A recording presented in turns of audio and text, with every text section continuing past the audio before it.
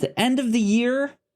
Our last captain's log of 2022 is here. Yeah. Yeah, we made it. We made it. Let's look back on our year with the log. Yeah. You can log the log, right? What are your favorite log memories from this past year, Kyle? Log memories. Oh man, I mean we've had so many good moments on here. I like it's hard pinpointing just one.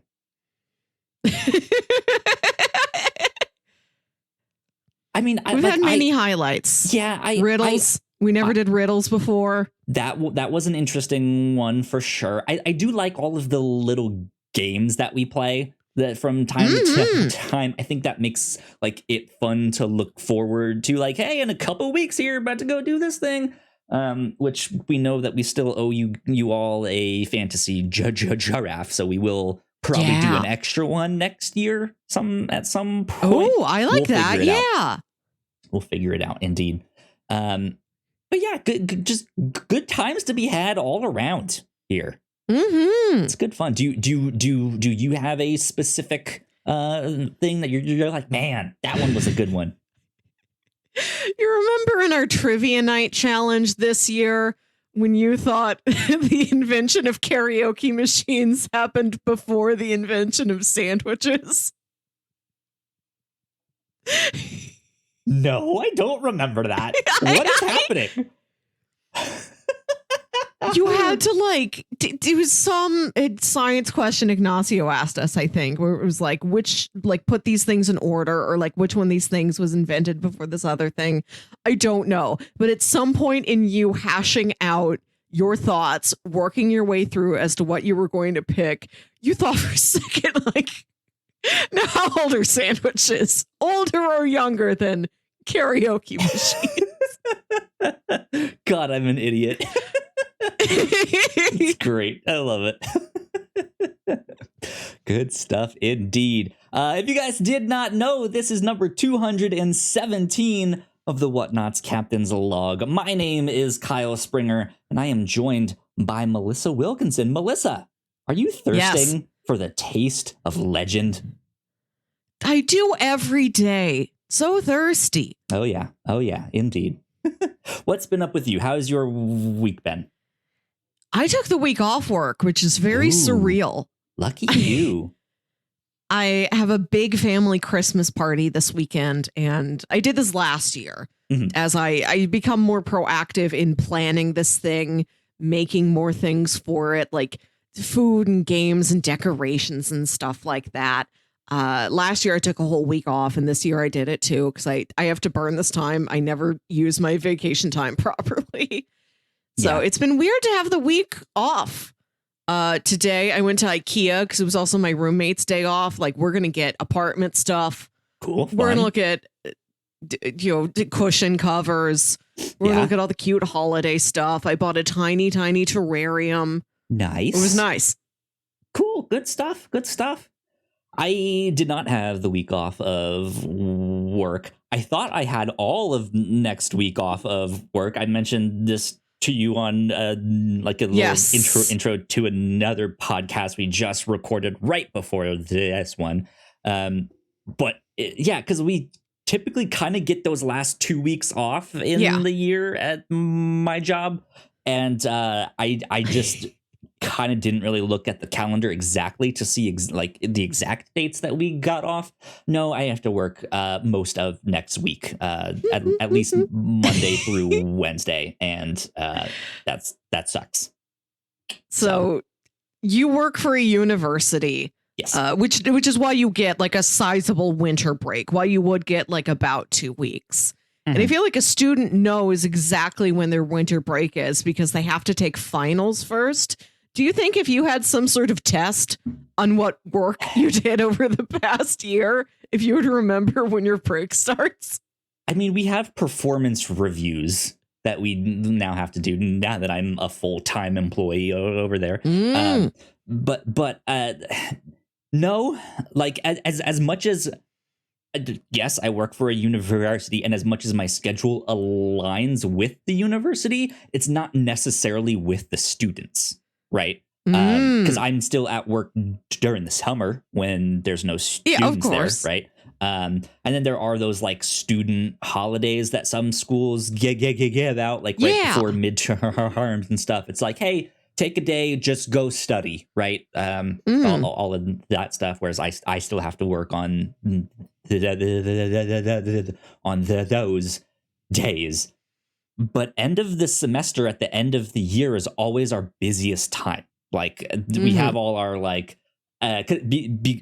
because we typically have that large chunk off of work, we then have to like do everything beforehand and make sure it gets done before then. So our workload increases. Plus, everyone now wants to send on top of their normal stuff all of their holiday messages, and it's a lot. And I just kind of assumed that we get 2 weeks because that's usually about what it is. And I guess just with the way that Christmas kind of falls on a weekend this year, that time was shortened up. And it was like, it's a weekend. You don't need to take the weekend off because you're already off. So, oh well. Kyle, so I took this week off work, but tomorrow I am going into the office for our office holiday party. Nice. We have a white elephant, rob your neighbor gift war type of exchange. Would you like to guess what gift I have bought this year?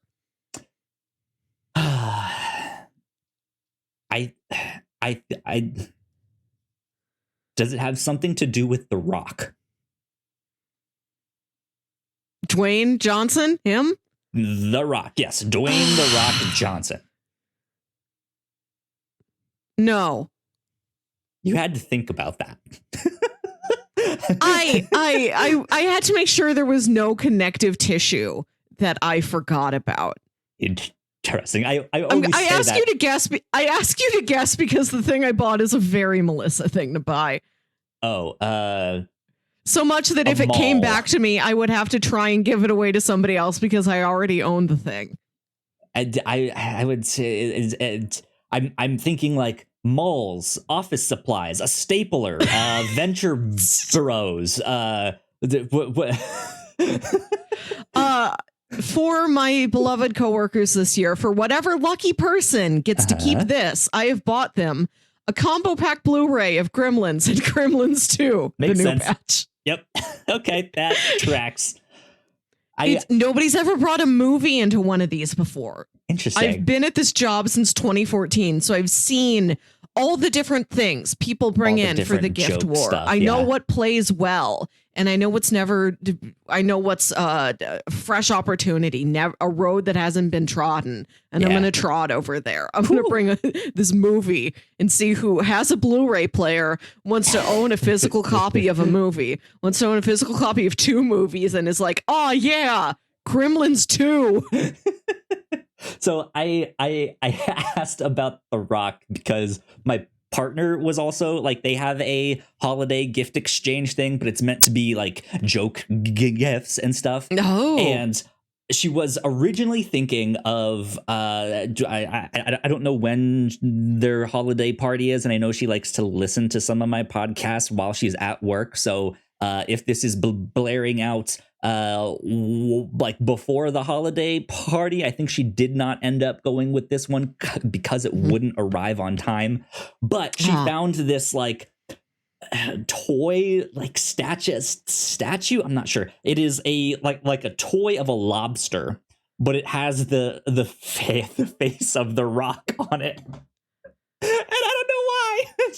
It's Rock Lobster. Exactly. And just like I thought like, yes, that is the stupidest thing ever, but it's like it's not so stupid that like someone would be like upset that they got that. They just be so confused and baffled. I'm mad at this abomination. Right? Like, why is his face on this thing? I don't know. Rock Lobster. Rock Lobster, indeed. Yeah. Ooh, ah. That's very fun. I do like the idea of just giving away really preposterous gadgets. Like, leave the thought of anything practical at the door. Yep. Absolutely. So that's why I asked if it had something to do with The Rock. Anyways, Melissa, now that it's our last kind of episode of the year here for the Captain's Log, I wanted to ask you, is there anything that you still feel like you need to accomplish, watch, read? Yes. Is there stuff that you still are planning to do by the end of the year? What is that stuff? One of my goals for this year has been to watch more movies of 2022 in 2022. Mm-hmm. Like, I don't want to leave a lot of releases until next year. Because at the end of last year, friend of the show, Jack, challenged me to make a list of my 10 favorite movies from 2021, new movies of 2021, and movies that were new to me that I watched within 2021. Sure, yeah. And then I'm doing the same again this year. And I'm like, a lot of the movies on the new to me list are things that came out last year that I got to watching in like January, February, March, like kind of preparing for the Oscars. I gotcha. So this year I tried to stay on top of new movie releases. So I've still got a couple movies I want to cross off before the end of the year. So I've been working on it this week. I watched Smile, a very good horror film. Very thoroughly well done job at being that. I gotcha. It's cool. Wild visuals. It's fun. I think I had fun at things I maybe shouldn't have had fun at. Because I was talking to people and they're like, that movie's really scary. And when a thing happened that I knew was scary, my brain was like, fun. This is fun. I love it. Look, his face is gone. I am not like that at all. I think it's delightful. I'm the person who walks through a haunted house. I just giggle the whole time. Yeah. I just think about like all the ingenuity that has to go into like the art design, the practical effects design, like the actor like on the day getting like squibbed up with like fake blood and stuff. Yeah. Like I react in joy to like the work ethic and the creativity and the fun that went into doing wild horror movie gore things like that. Like I'm delighted by the ingenuity. That's cool. That's cool. I'm never like, scary. I hide behind the couch. Man, so I've been thinking about what I still want to do and accomplish, and as far as like movies and TV shows go, I'm almost done. I'm almost there with all the stuff that I want to. I've seen them all. I've seen them all. No, I still have a list of stuff that I want to watch that is like a mile long. But the stuff like for this year that I want to accomplish, I'm a little bit more than halfway through Netflix's adaptation of The Sandman. Oh yeah, I wanted to watch that. I did not get to it immediately when it came out, but I'm almost done with that. And then after that, the two other things that I still kind of want to get to. This first one is not from this past year, but I still haven't seen Venom 2. So that's on my list. And then immediately after that, I'm gonna watch Morbius. So there you go. Yes, Melissa from the Whatnauts.com. So Venom 2 is higher on your list of things to get to than finishing Tenet? I have no way to finish Tenet. They took it off HBO Max. I can't do anything about that. It's gone. I don't need to pay for renting 30 minutes of a movie. I don't know. I will tell you, I had a lot of fun watching Venom 2, Let There Be Carnage. And I'm going to say, even if the movie isn't as good as I thought it was, I don't even know if it's good. I just had fun. Sure. Surely that is more fun than Morbius. So I understand your desire to take this chronologically. Maybe watch Morbius first and then treat yourself to Venom 2 as dessert, as a treat. That's one way to joe it for sure. To like be like, let me have something at the end that's at least maybe a step above, right? But yeah, but besides those two, though, that's kind of all I really want to check out. Well, I guess the next thing would be that Marilyn Monroe movie on Netflix, Blonde. I still do want to check that out, but that's not as high up on my priority list of things, but that's kind of about it. Yeah, that's a movie I would like to see some of. It's like I'd like to see Ana de Armas's performance. I'd kind of like to get a feel for it, look at how it's shot. That might be one of the movies that I wait for like the Oscar nominations to be like, did this get any noms for anything? Maybe then I'll check it out. But I'm trying to stay ahead of the game. I'm listening to like a weekly Oscars watch podcast. I'm going to see stuff in anticipation of being ready for the noms list. There you go. Yeah, I was thinking about the Marilyn Monroe thing, especially because you and I also just watched the pilot to Smash, which you guys can hear us talk about on the Pilots Club, which is our Patreon exclusive podcast for those of you at the $3 tier and above. And in that, they are working on a fictional like Marilyn Monroe biopic Broadway play thing. And so it was just interesting that is like, oh yeah, I still have to watch that movie too. Like that, it made me think of that. But besides all that stuff, I started working on, so a long time ago here on the Captain's Log, you and I came up with a bunch of lists of like 5 recommendations for a number of different categories. This is not our top 5 per se, but just 5 recommendations of like horror movies or crime movies or superhero comics or stuff like that. Because we've covered a lot of stuff on the review show. And you can kind of jump in wherever you want, but not everyone knows that. And having over 230 something episodes is overwhelming. So to have some kind of signposting out there to be like, hey, here's 5 good horror stories that we have talked about. Go check out these. I've started working on one of those videos. Nice. But I haven't made any progress anytime recently. So I still kind of want to work on one of those before the end of the year and have that ready to go for next year. And I feel like it's one of those things of that, like once I have that first one, then the next couple after that will be much easier to make because I will have more of the kind of pieces and connective tissue and B-roll and stuff that I need to put in those. But that's kind of it. Am I going to be in these? Am I in this?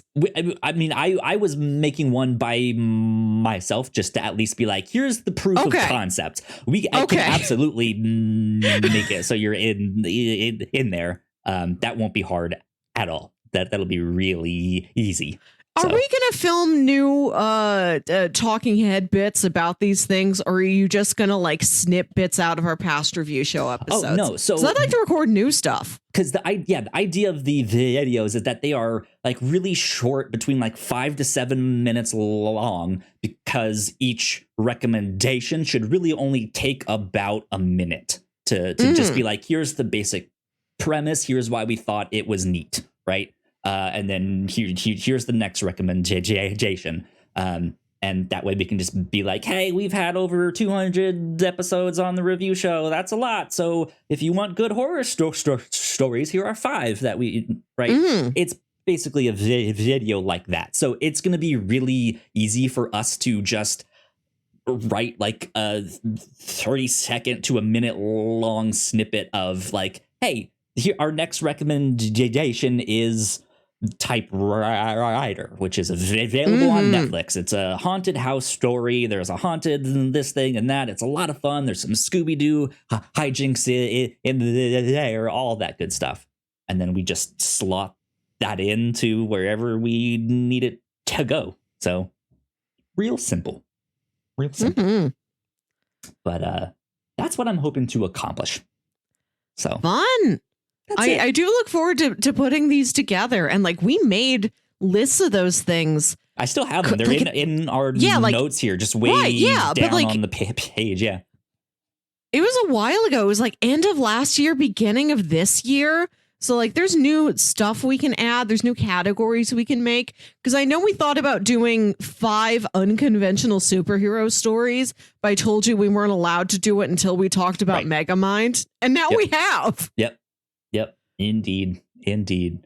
So yeah, that's just what I have on my mind for the end of the year, what I'm hoping to accomplish. Fun. But before we do housekeeping, we have some pop culture news that we can talk about, some stuff that happened and came out this week. We actually have some breaking news here, which I guess by the time this goes public, it will be old news. But Henry Cavill is officially out as Superman, and both James Gunn and Cavill have confirmed the news. This is according to IGN. So there was some rumors that he might be out, but also Henry Cavill was like, I'm so ready to make a joyful Superman movie. Like, let me make that. The rumor has it that's partly why he is now off of the Witcher and they're recasting him. Yes. There was some issues with that he wanted to do things on The Witcher. They weren't letting him, but also if he was still going to do Superman stuff, like, yeah. But I guess that is not happening now. And it seems like James Gunn is like, you know what? Nope. Just a clean slate. Let's just start from scratch. That is the option they're going for.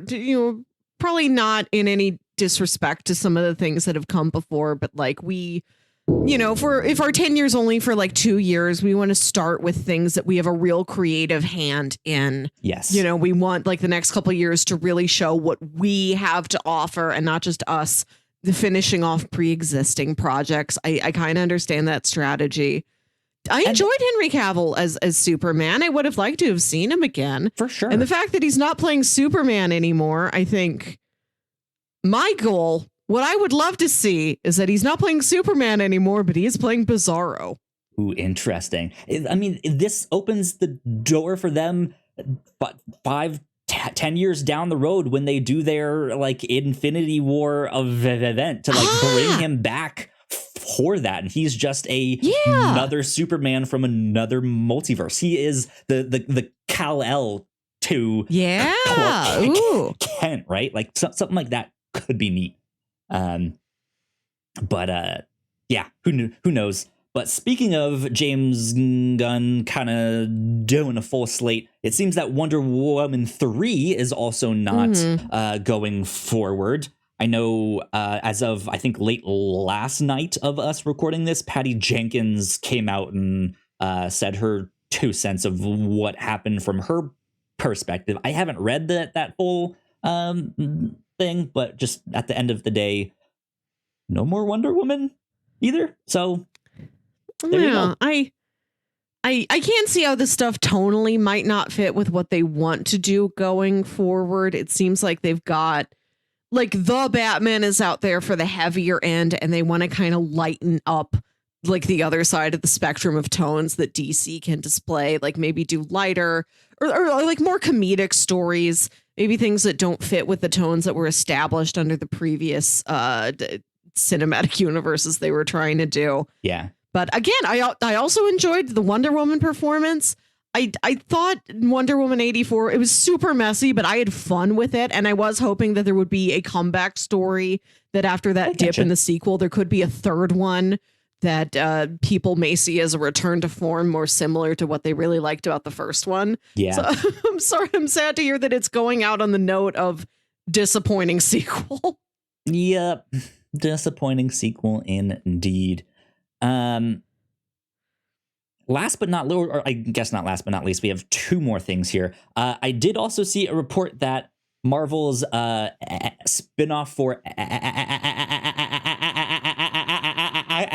Echo has been delayed to late 2023, which I think that was more supposed to be like late spring, early summer, I think. But I think it's getting I thought it was a summer show. Couple months. And like winter was going to be the Coven of Chaos. So I don't know if that one's moving. Interesting. We shall see. Who knows what they're up to? I did not look into the reason behind that delay, but apparently that one is delayed. Last but not least, Melissa, season 2 of Yellowjackets is happening in March. They released their first teaser, which was not much of a teaser. It was just someone, like, you saw their fingers like drawing that symbol that keeps appearing in the show, and that was kind of it. But they said, yes, season 2 is happening in March. Good. So I have been so waiting excited for news on season 2 because season 1 was like very end of last year. We were watching it in January. It seemed like it was something that they were prepared for a quicker turnaround on. That, and like, that's a show that I feel like you need to watch in the winter. So I'm happy we're getting it in March when it's at least still kind of snowy where I live. Like, if those girls were living in winter and harsh winter times, like, I want to be immersed in that. God, yeah. Like, making that a winter show the first time I watched it, now that's what I want every time I watch the show. I'm super excited because my partner and I have finished watching Lost. We got done a couple months ago, and Yellowjackets is like the show that has truly recaptured that, like, lightning in a bottle that Lost had, that feeling of just like, what the hell is happening in this show here? Where are we? And so we're excited to eventually watch, or for me, rewatch, but to watch Yellowjackets season 1 before season 2 comes out, because I'm super stoked about this show. I'm so excited. I look forward to revisiting it, seeing if I pick up on any clues. You're right. This is a very fun mystery box show in a way that I don't know if anything else happening right now has exactly that same energy. Yeah. Who knows? But that's about it. All the pop culture news I saw. All that's good stuff. So let's take a quick break for housekeeping. When we come back, it looks like we got some quick cinema corners, what we've been watching stuff. And then we might add a little bit more if we can think of some more tropes for our review show bingo that we like to play. We might think about putting some more on, taking some off. So we shall be right back. We put a lot of hard work into the shows that we make, and yes, we make multiple different shows here at the Whatnauts, and we'd love it if you check them all out. You can find out more information on our website at thewhatnauts.com, as well as your favorite podcasting platform of choice. When you type in the Whatnauts, all of our shows will pop up right there. Just don't forget to give us a nice rating and review if you like the shows. When you make it a new one of these, we do here at the Whatnauts, patreon.com/thewhatnauts is the best place to do that. You can support us for as little as $1 a month. You can get all kinds of exclusive content at the $3 tier. You can also get a shout out and a thank you on all of our shows at the $5 tier. You can support us on Twitch by subscribing to our channel at twitch.tv. I know you're the person who does everything, but if there's love to have you all join us for our live streams and talk with us in the chat. And lastly, we have merch. If you'd like to grab yourself a shirt or a sweatshirt or a mug or something else, go to thewhatnauts.com/store to pick up some merch today. All right, we are back. A big shout out to all of our Patreon supporters. We appreciate it. Thank you so much. Thank you. It means a ton. We love you a lot. I mentioned earlier our Pilots Club Patreon exclusive podcast. If that sounded good to you, go check it out because we have a lot of fun making that podcast. And then coming up in January, Melissa, the one we're going to be starting the year off with is Bird Girl on HBO Max, the like continuation of Harvey Birdman, attorney at law here. I don't know. I thought it would be a fun show to very check out. Good choice. Yeah. So be on the lookout for all of that. For the Reactor Core, we just did a trailer reaction to the new Spider-Man Across the Spider-Verse trailer reaction thing. I cannot speak right now. We reacted to that. It was a lot of fun. Please go check that out too. On the review show, we've already done our last like regular review show of the year. We did our holiday themed pitches at the end of the year. there. And this past week, we did Snow Day, the Nickelodeon movie from 2000. That was a blast from the past. So that was a lot of fun. Go check all of that stuff out too. And then, of course, here on the Captain's Log, last week we did our Rotten Tomatoes movie predictions. Did we predict things right? Did we underscore the Oppenheimer? We did get a YouTube comment that was like, how did you score that below a 90? Oh my god. Which is no personal judgment on Oppenheimer. I'm really looking forward to Oppenheimer. Absolutely. I think it looks rad. I lowballed it only based on like what Tenet got, but I have high hopes and confidence in Oppenheimer. Indeed. And then last but not least, keep your eyes peeled because next week we should have our 7-year anniversary retrospective coming out to all podcast feeds. We're going to be eating food, I'm sure. I think we're recording it that evening, right? Because you have your... I don't know. No, I do not. Okay. That's Saturday. I don't have anything going on Sunday, so it can be any time on Sunday that we mutually agree upon. Cool. We'll talk after this, but we will be recording that. We'll be eating some good food. We'll be hanging out. We'll be looking back on all the stuff we did. We will be giving out awards for some of the things that, I mean, I guess you could say they're awards. They're more like superlatives for stuff that we have done on the review show. It will be, it's going to be a blast. I'm probably going to be a little bit tipsy. It's going to be fun. I wish we had a physical award of any kind. Right, yeah. Like, can we just mail Xander Cannon a certificate? I've got a wax seal I can put on it. Good stuff. Yeah. So we got plenty more stuff. And then after that, we will see you all in 2023. So be on the lookout for more stuff down the road. That being said, Melissa, what have you been watching? I have been working on my end of the year tradition for the last couple of years, which is where I make a playlist of my favorite YouTube videos. I watch a lot of YouTube. That's cool. And at the end of 2020, I wanted to make a playlist of some of the things that I thought were truly exemplary, because I probably watched more YouTube that year than ever before. And I wanted to make a playlist and like share favorite channels and favorite videos with people.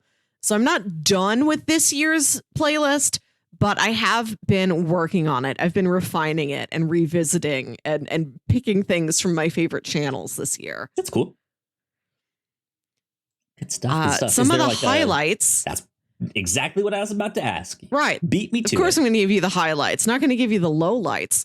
I don't think I mentioned this to you yet, but there's a channel called Defunct Land. That I have heard of it before. I've heard of the channel, and there was something recently that I heard people talking about that, like, you need to go watch. Yes, you do. Okay, Defunct Land does video. They started doing videos on defunct theme park attractions. Things that were built and then dismantled, things that were in concept art and then never built, and other sort of theme park ephemera. Well, they did a great video last year or the year before that was called The Craziest Party Walt Disney Ever Threw. That sounds fun. Which is a wild look into the party he tried to throw to celebrate the animators after they finished Snow White, and how that thing just turned into a riot. And this is the channel that also did, they do videos on defunct TV series also. They did that 6-part video series on the history of Jim Henson's life through his TV projects that I was telling you about when we did the Muppet movie episode. Yeah. Incredible. Like, I sobbed. I was so emotional at that thing. It's such a wonderful, informative, illuminating tribute. That's cool. And this channel does feature-length videos as well. They did a documentary on Helix, which was in the summer of, 1980, maybe, at Disneyland. They have like a little stage area in Tomorrowland, and they'd have local bands play.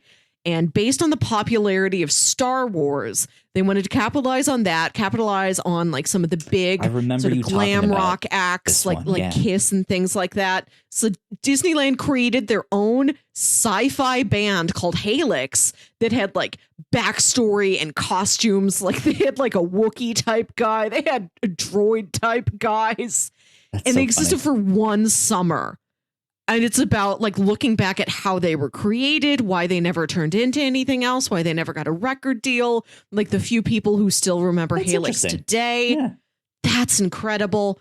And this year, Defunctland put out an 1.5 hour long video called Disney Channel's Theme, a History Mystery. So picture you're watching Disney Channel and during those bumpers, like the kids come out and they like draw the Disney Channel logo with like the magic glow stick and they say, you're watching Disney Channel. And then it goes bump, bump, ba-dum. Yep. I remember this is an entire film about trying to figure out who composed that, who composed the bump, bump, ba-dum. And it talks about the history of like identifiers like that. They're like, we know who created the NBC. Right. We know who created the Nickelodeon. This is just as recognizable. Why don't we know who made that? And it's a really fascinating investigation into every possible avenue, trying to find out who that is, like looking into the history of that sound, the history of like the network's music and brand identity of those like magic wand bumpers where they draw the mouse ears of every other like interstitial video and bumper they ever had. And the search to find that composer is like really fascinating and twisty. That's and what I've heard. Watch the investigative. Right. It's really good. Like surprisingly, like this is maybe one of the best documentaries of the year. Yes. Yeah. Yes. It's so compelling and so emotional. That's cool. Like this channel, time after time, makes me cry at things like I didn't think I would cry about. I cried at the end of that Helix documentary. I cried at this. It's like this is probably going to make the list of my top 10 films of the year. Cool. Because part of what the video is talking about is the host, Kevin Perjurer, is like, I consider myself a filmmaker. I consider myself a documentarian, even if my venue, if my medium is YouTube. I don't want that to make me be seen as less of a filmmaker than somebody who like goes to a film festival. Oh, sure. Just as I don't want the composer of the Disney Channel theme to be thought of as any less of a composer than like somebody who composes music for like award-winning films. He's like, that's an artist. Like the people who do these really tiny things in your life that are indelible to you that you remember, like that's art. It's a really interesting meditation on like what art is, what like purpose is, what it means to be remembered.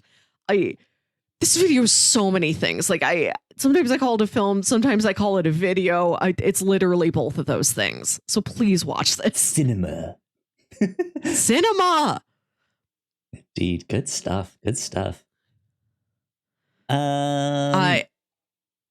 I want to shout out one more video that I think is going to be of particular interest to you. There's a channel called Slightly Sociable. Is this the spin-off channel? Okay, so there's a channel called Barely Sociable that covers like mysteries and true crime and weird internet stories and things like that. Sure. With a spin-off channel called Slightly Sociable, which is like kind of fringier things that don't exactly fit the mystery investigation tone of the main channel. I think I have that right. I hope I'm not flip-flopping which is the main channel and which is the side channel. But Slightly Sociable did a video earlier this year called The CIA's Cafeteria Woes. And it's about how when you're investigating mysteries, when you do like a Freedom of Information Act request from the government to look at certain like publicly available government documents, the video is like, you can also learn a lot about the internal complaints at the CIA about the CIA's cafeteria. And like apparently they have a food court. They have a Burger King and a Dunkin' Donuts at the CIA headquarters.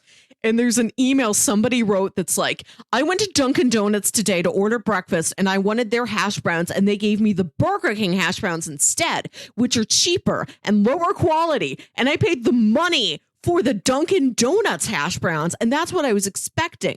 And if you have to make a substitution like this, you have to tell people about that in advance. Or like people talking about the cafeteria has something called jazz salad, which is just a label. It seems like it's a label for any rotating salad of like whatever ingredients they have on hand at that time. The jazz salad could be anything from day to day.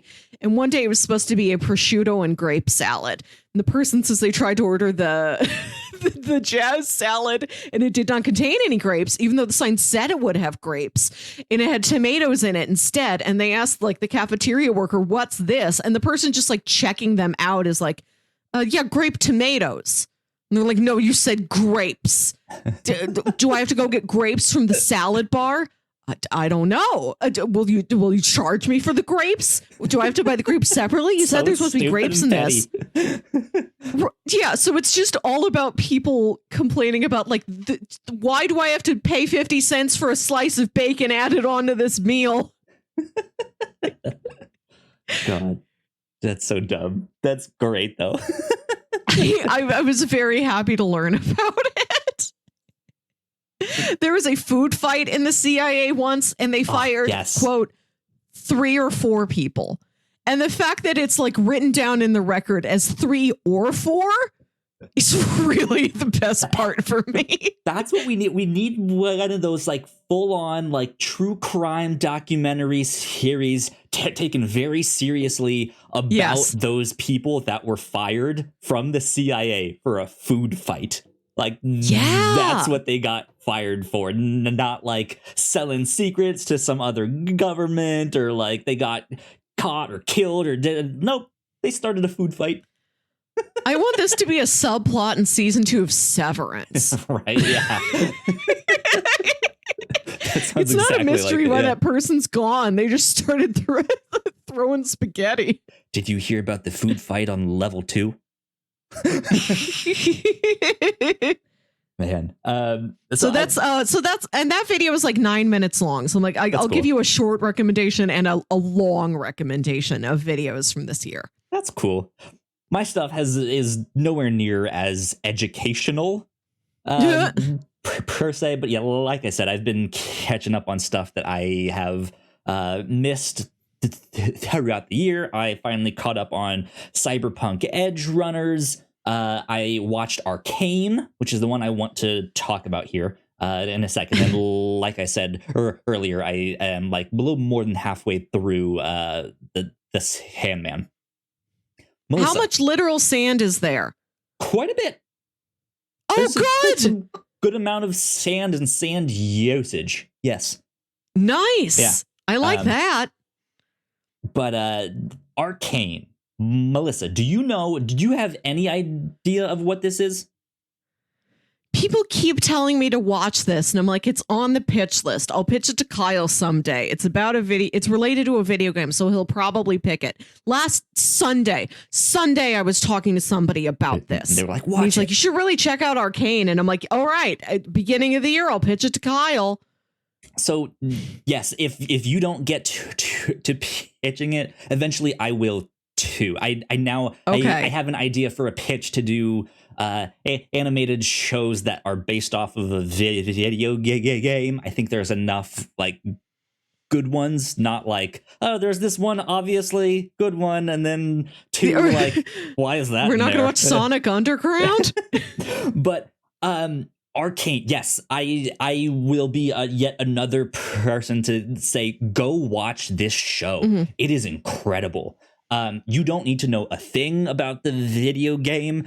In fact, if you stumble upon it not knowing that it's based off of a video game, you will be totally fine. It is it's based off of a video game that I haven't played, that I don't care for, and I still don't really want to play. Though this did do a good job of getting me a little more interested, but still not something that I'm gonna dive into. But holy shit, this show is good. It's great. It's phenomenal. The artwork on this is so unique and so creative. It really feels you've seen like concept art of different like movies, like big budget like AAA movies, and it's this like digital painting style, right? That's like it. Yeah. The whole show looks like that. It's animated beautifully. The like motion capture, like the bits of that are in there is stunning. The characters in there are fascinating to follow. It is absolutely a story where the villains, the antagonists of the show, are so smartly written. You know how everyone points to like Magneto is one of the best villains of all time because he's relatable, right? And you're like, yeah, Magneto had some good points, right? Like it's kind of one of those things where like even the antagonists and the heroes of the story, they're kind of in gray areas, each of them, and so it's like, I can see why this villain really does not like them. That makes sense, and I feel for them. But just because it's an animated show, this is not really a cartoon for kids. It is much more mature, but it is also it's not the like, we're Adult Swim, we have cartoons for adults, right? It's just so much more maturely written. Like it's not like villain of the week show. It's just, man, it's like I cannot say enough good things. Like this show is now up there with one of my favorite cartoons of all time. It's that good. It's incredible. Okay. So highly recommend it. Go check it out. That's what I've been watching. So good stuff there. Melissa, last but not least, we should look at our list of review show bingo tropes. Here, let me see. I have been working on this. Pull up a few of these. Where is it? And that's all our Rotten Tomatoes stuff. Where is our bingo thing? See if I can find it and pull it up. There we go. Bingo card topics. I'm going to pull this up on screen for everyone here. Bam. There we go. Can I zoom in a little bit? What did I do? 125. No, let's do 150. Okay. There we go. So yeah, so we have a bunch of these tropes.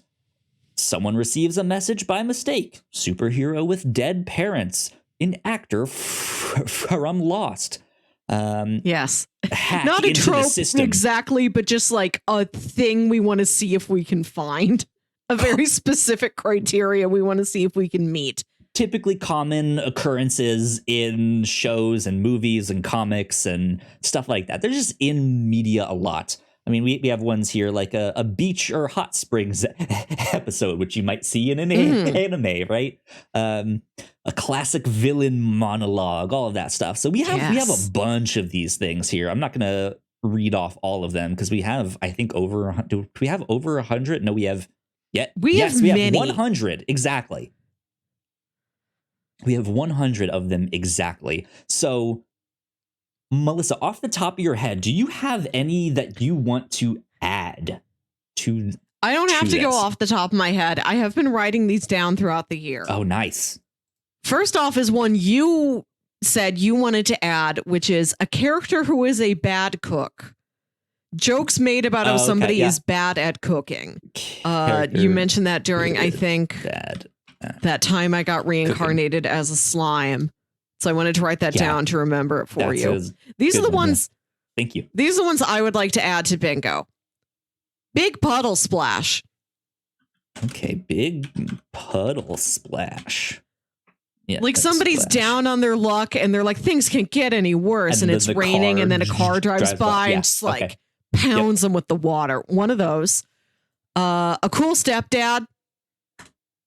Cool stepdad. Suddenly dancing.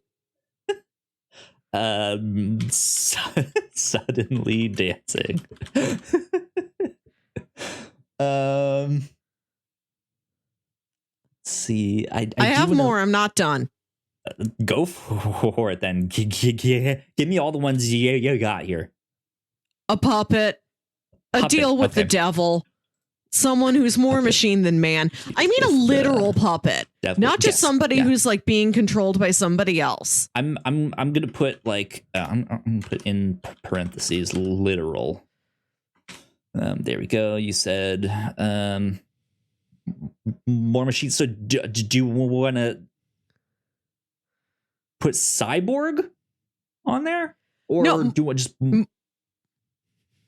more machine than man is very abstract. It could be a cyborg. It could be cyborg, Victor Stone. It could be just like a character who's always attached to their phone. Anytime anybody within the narrative makes the argument or comment, you're more machine than man. More machine than any gender or form of being. Just like for the alliteration, for the classic trope language, more gender machine than man. Machine.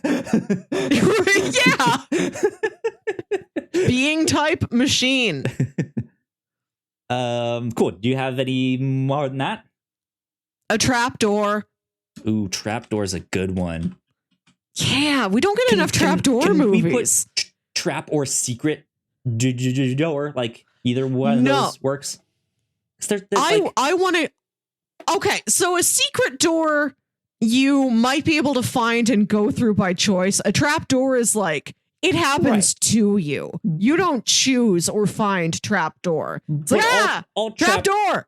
Doors are secret doors, but not all secret doors. But not all secret doors are trap doors. Right. So can there be like if someone stumbles on and does the like Scooby-Doo thing where they like lean on the bookshelf, right, and it activates the thing and it switches and it rotates.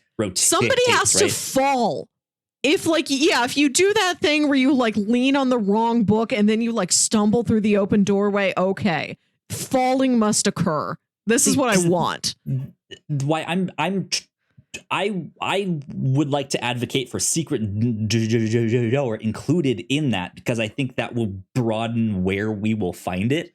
It won't be in a like, oh, we happen to watch James Bond again, right? And the most recent one, right? Like I feel like trapdoor is.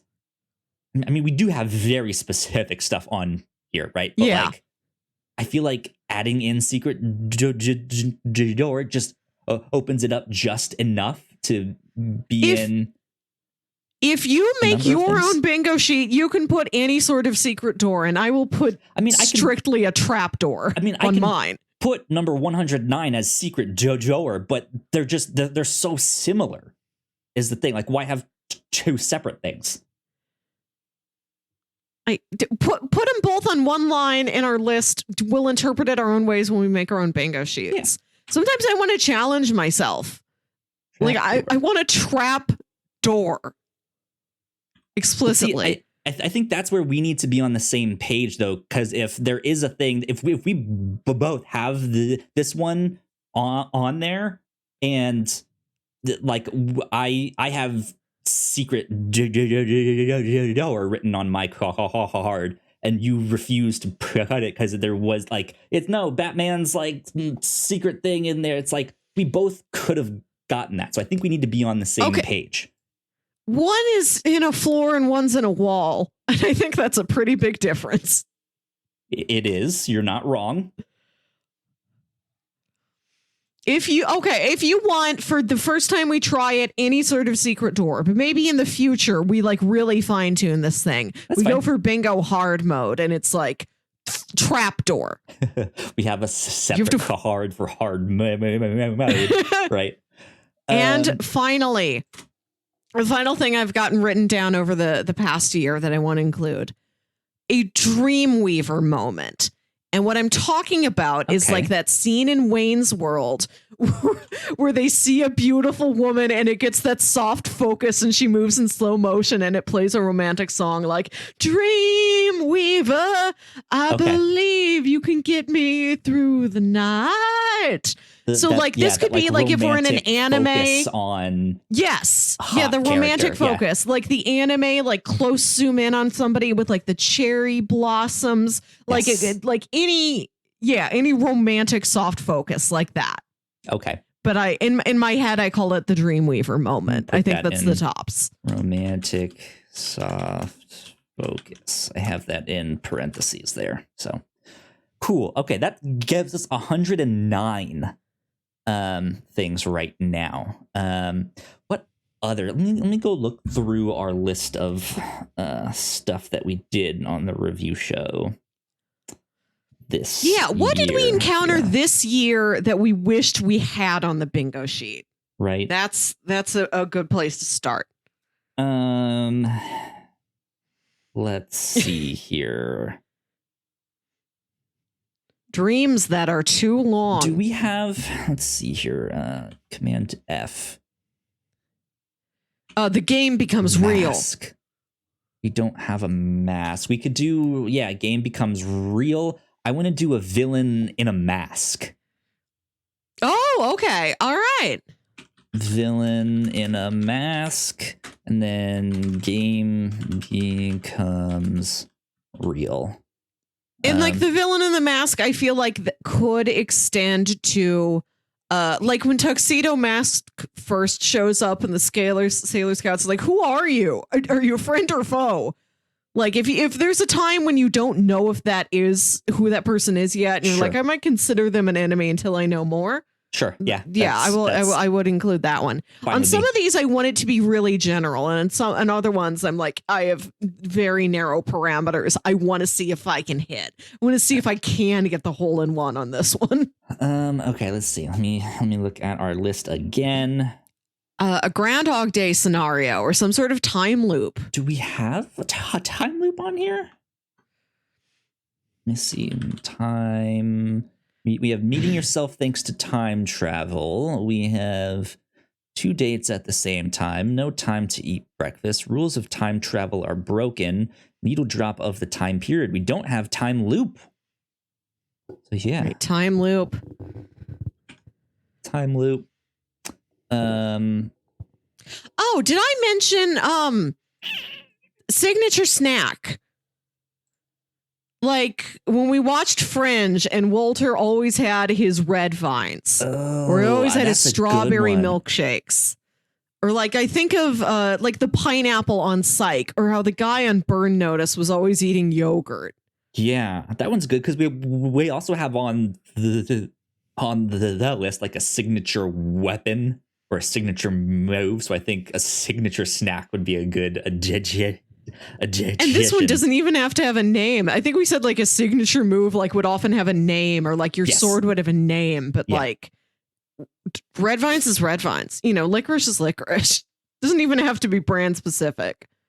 Ooh, what about a change in art direction? Right, where like I like this could be interesting for comics. It could potentially be an easier one for comics when a new artist steps on, but it for like movies specifically, like maybe they have a dream sequence that is animated or is all in puppets or stuff like that. Right.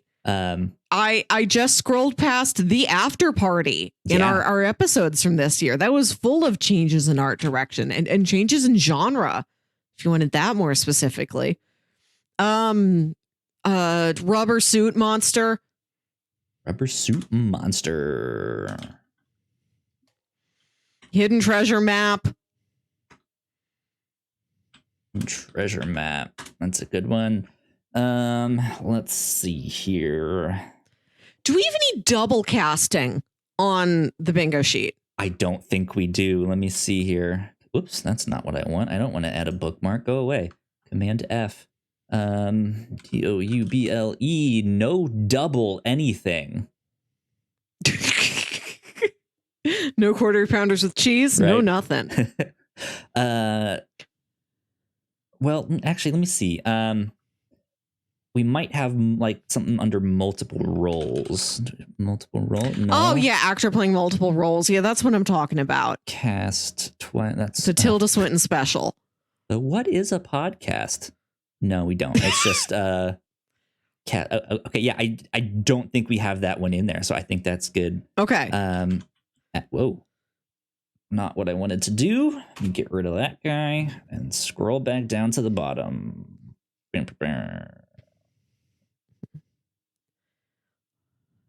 Actor cast in multiple roles. I think we should come up with 3 more and then see if we can take off 5 more, do you think? Why? Because just ones we've used or ones we've like done before that were like, oh, this is too easy. Like boobs might be a little too easy. Like time to retire boobs. Like, we can retire that one. Yeah. Yeah, time to retire superhero with dead parents. Sure.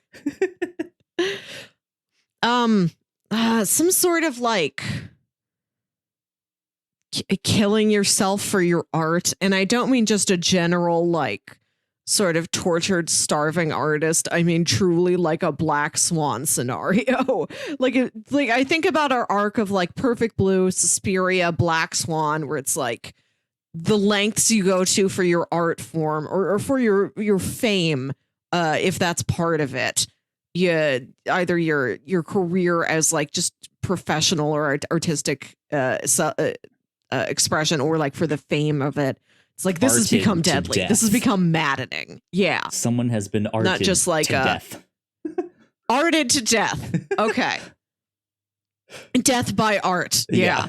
And then like sometimes we put things on like an actor from Lost that aren't necessarily a trope, but it's like a common enough thing that we want to see if we run into it. Mm-hmm. I want to see it next year. I'm putting on my sheet cow. I just want to see if I see a cow. Gene the cow. Right. We had a cow in French. We watched Twister this year, a famous movie that famously featured cows. Sure did. So next year I want to see if we see a cow again. I want to see what's the animal of next year. That's an interesting thing. The most identified animal we do in the review show year to year. Or like best food of the year. I have a request. We need one more to reach 120, and then we'll cut out 5. I want to put something in regards to setting or architecture, but I don't necessarily have something here. I mean, we could do something like Private Island. Private Island. That's good. I could do something like that. I'll put that down for now. Is there can we think of anything else better?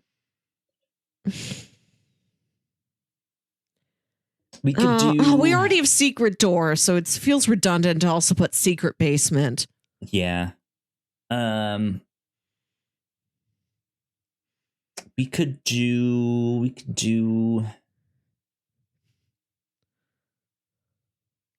Distracting wallpaper. Wait, did we have anything about? Let me see here. Look up apartment. No. What about an apartment that there's no way they can afford? Just like how do they have this house? There's no way. Do you feel like that's better than Private Island?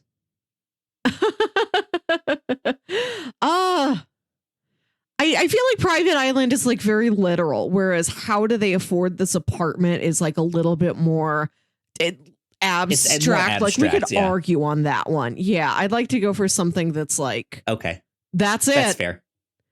That's or fair. like spiral staircase. could do something a little more specific. Or like I was that thinking spiral we have villain staircase. lair, but I'm also thinking of like ostentatious office. What about just a scene on a staircase, whether they're sitting on like the front like steps, or it's the like Spider-Man hears what's her name walking down the steps in this play, right? Like what if they have What's a her name? step scene? What's her name, Kyle? MJ. Thank I was you. thinking of the actress. I don't remember her name. Kirsten Dunst is Mary Jane Watson I don't in know about that. Sam Raimi's Spider-Man. But a step scene. What about that? Step scene. You know what I mean? Step A scene you're related to by marriage. Cool stepdad, cool step scene. So have you joined the step scene yet? Yep, I'm a brand new stepdad. Just joined the step scene. I'm hot on the step scene. But like you've seen movies where like it's in New York and they sit on their front steps, right? Like that could be a part of it. Or like we saw in Abominable Mr. Phoebes, right? Phibes. There's the like He was scene Dr. on Phibes. Yeah. Okay, what I'm thinking of now is heart to heart in a place you wouldn't normally sit. Like let's do both of those. I like both of those. All right. So I'm thinking of like how taking on heart to heart in abnormal place. Or I'm thinking of like when in 16 Candles where they sit on the table, or like when you sit on a step, which you don't normally do, but it's like somebody's having a hard day. They're like, I gotta get out of here. I gotta get some fresh air. And somebody else in the scene comes out like, hey, let me sit down with you. What are you going not through? So Let's sit on the steps. To me, though, that one is normal. That happens. That's in real life. But if they do it like they're in the like things are exploding, you just want to go like, hey, let's go in the bathroom here and have a heart to heart. It's like what? Okay. Like it okay. In a weird, just in a place like you're not supposed to have a heart to heart here. Okay, yeah, I like that. Heart to heart in an unusual place, and it could be physical, but it also might be just like logistical. Like you're going to stop in the middle of this fight and just like talk to each other about that? No, move. Go save her. Like go do something, right? Wrong time or place for a heart to heart. Yeah. Yeah. Yeah, let me write that out. That wrong time or place. Wrong time / place. Oops. Place or heart to heart. There we go. Okay. So, Melissa, looking at this list, are there any things that we should retire? I think we mentioned boobs. Do we not have Kyle, boobs on where there? do I look at the list at? Oh. Where is it? Let me share it with you. That would be I know you have, but you shared it with me in like January. I can't find that again. You have to send me this link again. We got to make a folder where we can just go and find like our trope list and our bingo sheets and our Rotten Tomatoes scorecards. Yeah. Other ephemera. Okay, sharing the link in the captain's log there. Thank Bingo you. Card tropes. That would certainly be helpful if you could actually look at this list here. Yeah. I will say I had we've already retired boobs because it's not on here. It's not on our list unless I put Kyle, what you wrote down was titties. I wrote down titties. Were you doing Control F boobs? That's why you didn't find it.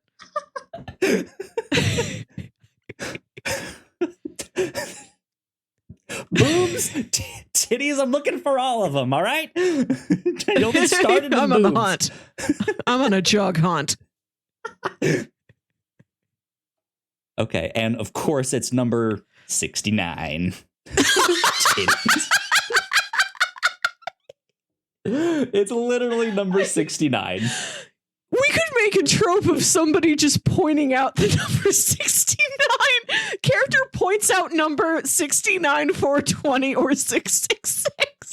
Just I mean, we could honestly just change that to, in parentheses, anything appropriate for number 69 goes here. Right, it's like a it's just a you catch-all. do that one with your soul. You know it when you see it. You nominate it. Like, this is our sixth, which is the perfect choice for you know it when you see it because of the porn. Yes, you know it when you see it. Yeah. Okay. We put that down, and it's like, we've seen porn. Porn happened. Cross it off. See it. And to be very clear, this is not a sex scene, right? But if someone is like caught watching porn, or they do make a 69 joke, or some like 420 blaze it joke, right? Like, this is exactly that. There will be some swing, but I think that's part of the fun of this, of just, you know it when you see it. It needs to be slightly more, a little bit more narrow than that. How so? Oh, the sexiness has escalated, either in a way in that it's like, oh, this is like, oh, I don't know. It's like, that's porn. This has become porn now. That's too hot. It's too much butt. This is when I think of this, I think of The Leftovers. One too many butts. It's like we're after hours now. This is different. I can see almost all of Justin Theroux. Quota. I don't feel like we've got this one yet. I do like the idea of thing, though. Like, it could be a quota. Like, we have to, like, you have to have seen a certain thing a number of times throughout the year. That could be interesting. Okay. This might be, oh my God. Okay. Maybe this is when we pick like an animal. Okay. Like, one of us is team dog, one of us is team cat. By the end of the year, we see who's seen more dogs, who's seen more cats.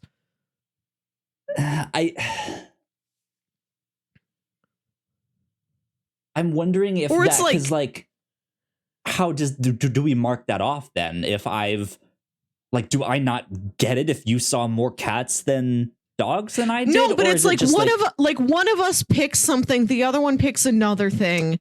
Okay. And we just see which thing shows up more often. 5 of these things. We have to at least have, or you're like, yeah. Or you're like, I think we're going to see more characters drinking soda than coffee this year. And I'm like, I think we're going to see more characters drinking coffee. So as the year goes on, you have a soda count and I have a coffee count. Okay. So I'm thinking something like that. Let's do that then. Let's what do we want to name that one? Quota? Oh. Like stackables. Stackables?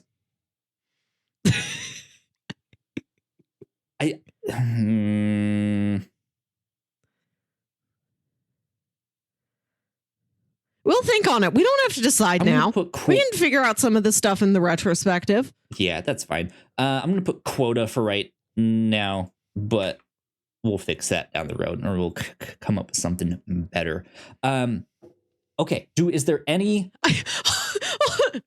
I do like the idea of applying a quota to one of our bingo squares. Like, if one of our bingo squares is ghost, then it's not ghost anymore. It's 5 ghosts. You can only cross that off once you've seen 5 ghosts. You only cross that off once you've seen 3 butts.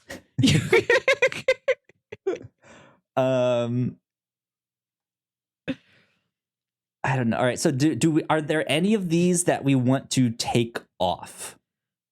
Okay. I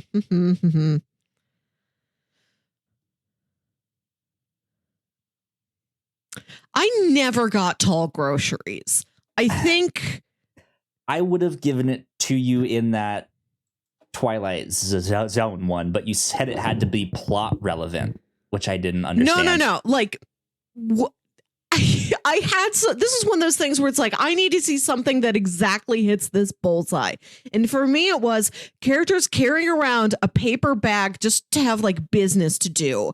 And the paper bag doesn't matter. The groceries don't matter. It's just like the kids get up to something while mom's gone, and it doesn't matter why mom left. Mom comes back. She's got the paper bag. And to prove that there is something inside the paper bag, she has like a French baguette sticking out the top of it. It's a tall grocery as the signifier of other groceries. Which was in that Twilight Zone one. He had the box full of stuff, and he had the like broccoli things sticking out. No, but like they went through the box. Like the box actually became significant. Did.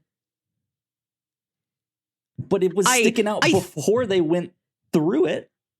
We need to take this one off because I was never able to make you understand what I wanted. Yeah, you have something that is just I don't understand. Anyways, that one is off the list. Retired. No more groceries ever in movies. Let's see here. That's the ones we just did. Do you want to do a different, because we have on number 88 we have Poison. Belle Biv DeVoe also no, counts. Poison's pretty fun.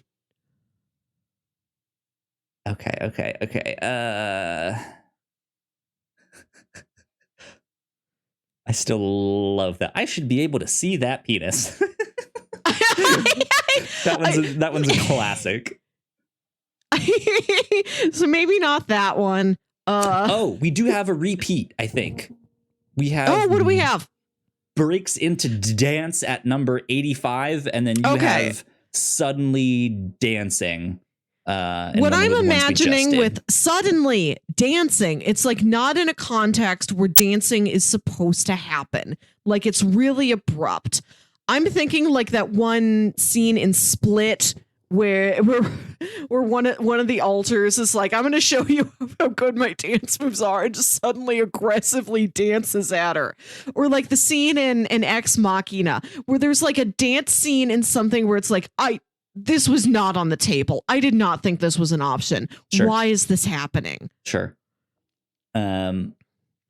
Yeah, so it can't be like a high school story where it's like, and then I've got the big dance this week, and then it just cuts to the dance. It can't be that like it is an abrupt cut to a dance we knew was going to happen. It's like the fact that there is dancing at all is a shock to me. No. Like I never thought this one was be like, let's have a scene at a high school dance, but just like character randomly starts dancing, or there is like a random song and dance number that happens in there. It's just suddenly they're dancing. That's weird.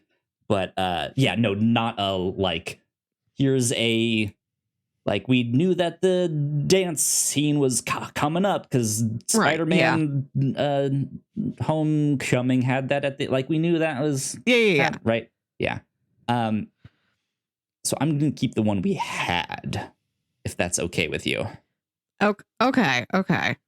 Yeah. Okay, so we'll take that one out.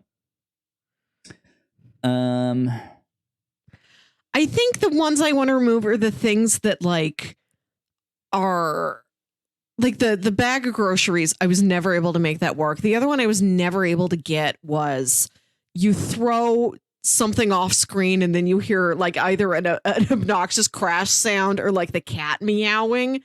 Like I feel like it's a recognizable trope, but you've seen it so many times it almost is like white noise to you. Like things like that where it's like that might have happened and I might have missed it because it is such a common trope. So I think I want like that one off the list. Thing is, not all of these things make it into our thing. So we're not always looking for all of these things. We have specific things we're looking for. So yeah. I want to remove the ones that's like, I think things that I'm worried I am actually going to miss because they're so quick. Yeah.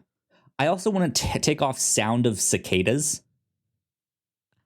I think that one is too easy.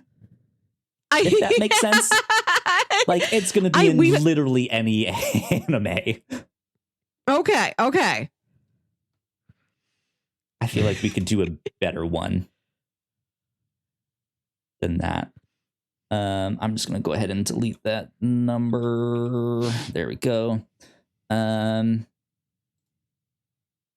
Let's how many do we have now? We have 117. Let's take off 2 more. Should we do a blind retiring thing where you pick a number? I feel like number 90, she's with the wrong guy, is... I want to take off the things that are going to get us into like an argument about whether or not the thing counts. That's fair. Okay. Like, she's with the wrong guy is pretty subjective. I think that one, we put that one on after we watched Love Alarm. And it was like, it's one of those things where it's very clearly like, you're with the wrong guy. Like, don't do this. But yeah, that makes sense. I'm okay taking that one off. And I think you're right. The ones that are more subjective can be taken off.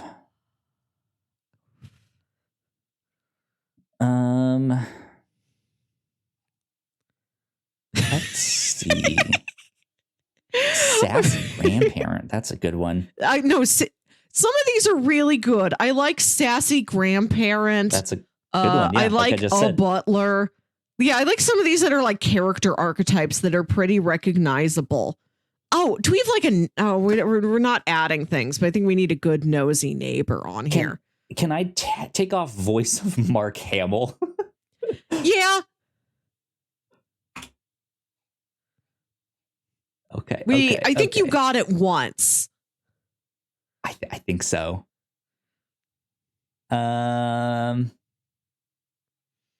Unnecessarily large sci-fi room, one of my faves. I still think that one's a good one. Well, what about... There's some of these that I think are good and we've never run into it, like reaction of animal to judge trustworthiness. Like, you bring a guy home and it's like, oh, my dog likes you. Or the dog starts barking at somebody and you're like, now I'm suspicious of you. Like, I think that's solid. And I'm sad you've never been able to cross that off. I know, right? What about good guy is thought to be the bad guy? I feel like that one can also be subjective. Mm-hmm. Do you think so? Yeah. Take that one off. Or like we have to define like how many people is it like one person, or is it like is it just J. Jonah Jameson, or is it the entire town? Right. Does all of New York have to think Spider-Man is bad? Guy. It was just this one dude, right? Right. Yeah. Okay, we'll take that one off. And I think that gives us 114. Did we 114? Did we take an extra one off? Because we were at 117. Oh, I think I deleted one of them. Oh, which one did I delete? And but I like left it blank so we could fill it in with something else. Never mind. I deleted that number out of. Okay. There, I'm just deleting them whole. Hey. So, Arded to death is fun. Arded to death.